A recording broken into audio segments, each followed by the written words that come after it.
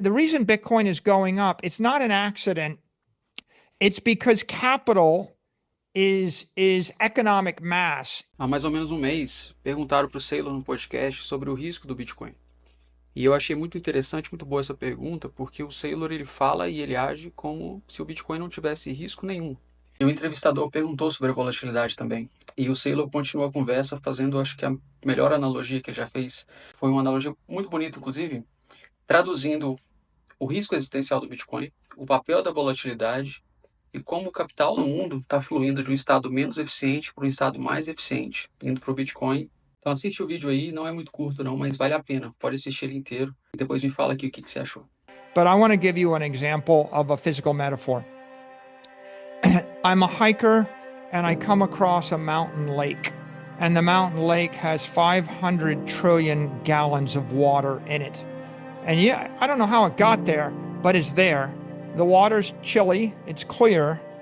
And I look down and there's a waterfall coming off the mountain lake. And the waterfall, it's very beautiful and it's very turbulent, right? Water is turbulent in a waterfall. Water is not turbulent in a glassy lake. So the turbulence is volatility, right? And there's waterfall. And then I look at it, and now if you look and you say, I don't know why that water falls downhill. I don't know if it'll keep falling downhill, but I hate the volatility. Then I guess you can take a selfie in front of the lake, go swimming, get cold, and leave. But let's say you're not a tourist, but you're an engineer. So you come across the same lake and you see the waterfall and you see the 500 trillion gallons and you think about gravity and you think about sunlight.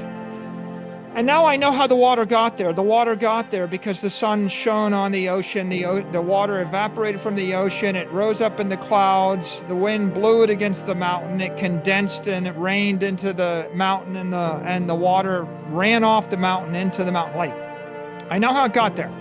And then I think, well, if I create a dam near that waterfall, I build myself a dam, I put a turbine on the dam, and then I drop 1 billion gallons of water. I channel 1 billion gallons of water through the dam, drop it 60 feet.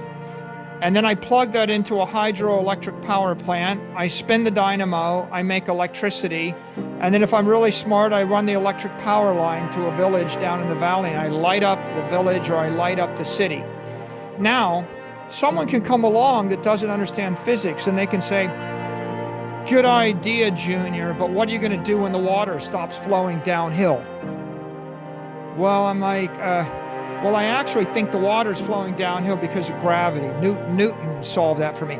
And then someone else comes along and says, good idea, Junior, but what are you going to do when you run out of water in the lake? I'm like, well, there's 500 trillion gallons, and I take out my calculator and 1 billion gallons or whatever. It's going to last a long time. Like, well, it's eventually going to run out. I say, well, the sun keeps shining on the ocean, and the ocean keeps lifting the water out of the ocean, and it drops it on this mountain, and that's why there's water in the mountain. But you're right, there's some kind of natural limit, and I suppose there's a limit to the amount of energy I can pull off of this dam, but it's a large number. It's a lot more than your donkey cart, and it's a lot more than your steam, wood stove, and it's a lot more than your coal power plant. And maybe it's a lot cleaner than burning, gasoline.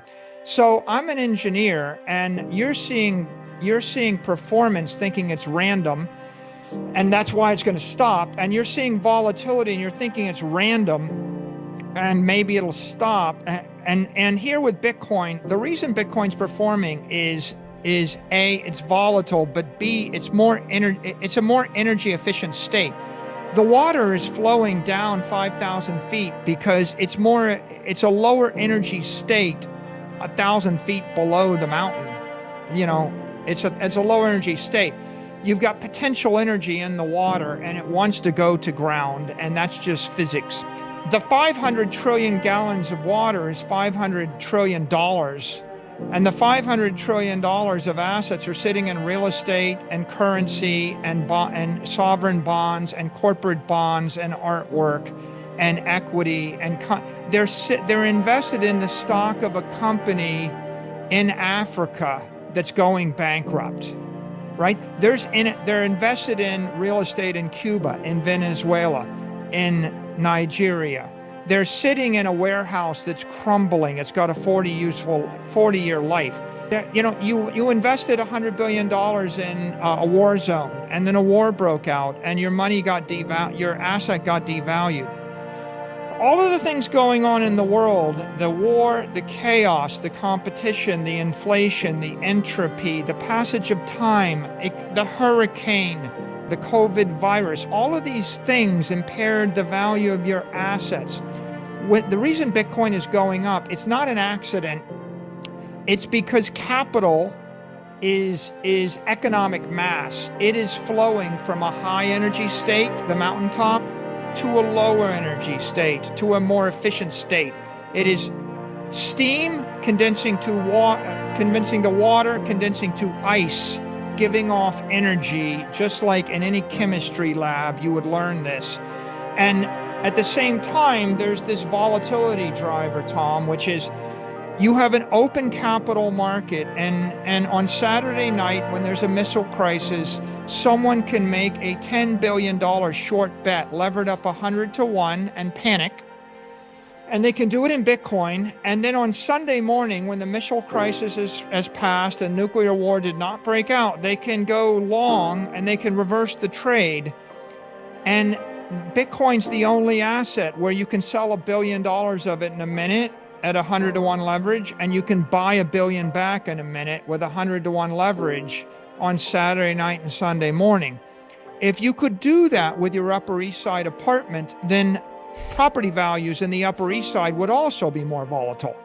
And if you could do it with Picasso's, that would be more volatile. Because if people get drunk and they panic and they short your asset 100 to 1 and change their mind 6 hours later when they get up with the hangover, you're going to have volatility. So the volatility is a feature. It's not a bug. It's because it's the most useful thing in the world from a capital market point of view. And once you understand it like that, you see the volatility and the performance are a feature of the engineering and the technology. They're not a happenstance. They're not accidental. They're going to continue. Fala pessoal, se você gostou desse vídeo, se inscreve aqui no canal, compartilha esse vídeo com alguém, com um amigo que você, um amigo ou amiga que você sabe que gosta de Bitcoin, que tem Bitcoin e gosta de conteúdo de qualidade, tá? Ajuda a gente a crescer aí e curte esse vídeo aí. Ajuda a gente. Valeu.